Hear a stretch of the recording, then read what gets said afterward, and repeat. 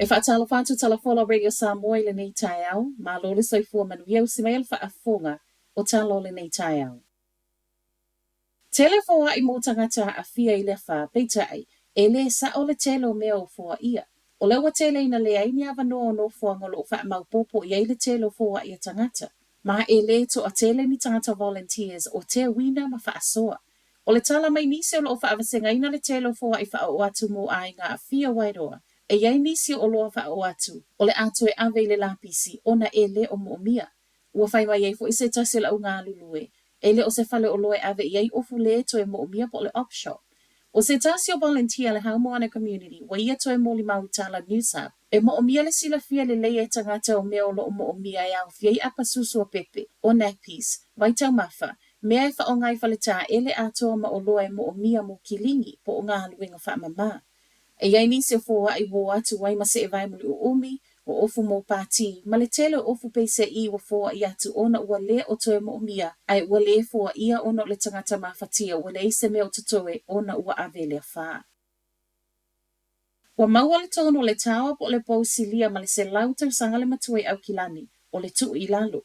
O le unga leo le whonatanga le Auckland Council, ma niso wha alapo tupotonga wha atatau I le tawa I Mount Eden, le ana ave ese wha amalosi ese mai ei tangata no lofo la tāne. Ona o le popo lenga ina ne ipa ui taimi o le wha. O le aso to ona elva yaso talwai wha ato ato e wha atanga I tangata I o lato whale, peitai. O se mata upu o fesilingi ai nei, po o ai sa waila wha ato nungo le tawa, po o le Auckland Council, po o nisi o wha alapo tupotonga tūma oti.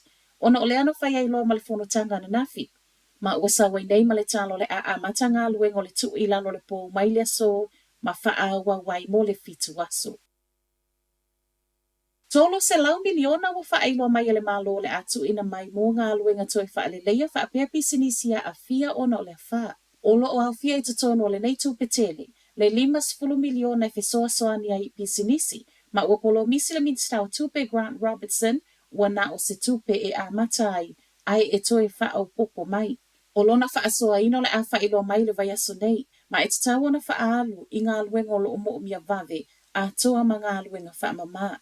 O le isi umawaenga totoe, le 2.5 miliona, o le watu o ese mo le toe wha ale leo awala a wafeo a inga, o awala fo ina ye le ngata I awala tua, ai wha apea highways. O nei fesoso ani tupena I o ina el ka peneta I lana whonotanga ana nafi, ma o se whonotanga fo ina autasi ai e toe wha au popo le isi vai aso. E aloa I ai pea polo a ingo whaalavlawe whaafua po a state of emergency mo Aukilani, Northland, Tairāwhiti, Waikato, Bay of Plenty, Tararua ma Hawke's Bay. O le toe whaaupopo le periote o polo a ingo whaalavlawe whaafua mo vaenga neo le North Island, ua whaiai mo le National Emergency Management Agency, a o iawa aia pea nuu wa a fia ai maise o ngā luenga whaaleleia. I nisi lava o mata upo me le whonotanga na nafi, o tō fia le Minister o tupe Grant Robertson e aveama Minister fo o le Cyclone Recovery. O lona to fingo le aia ta ita ia le komite le kāpene tai whaia whaai unga whaatatau I le toi whaatula I mai o a ai, ma nuu ua whaalea ina.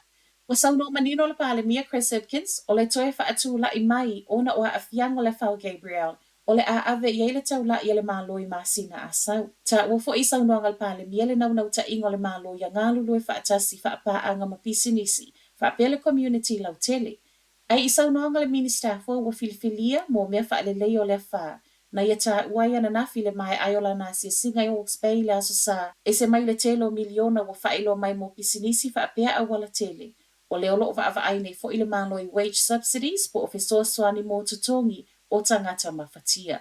Matala muli muli, lua fale engal McDonald na a fia sa palai ma le mawhaio na maua nisi o mea aia fia I aile to a tele.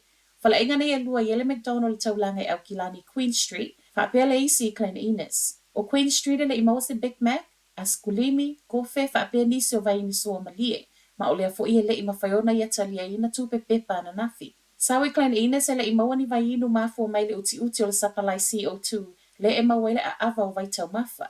E iai nisi o nei au nanga wa a fia ono o masini o loo whaatali le awina mai fafo. Pea ima nisi o sapalai o loo a fia e fo isi pisinisi mawhale ainga.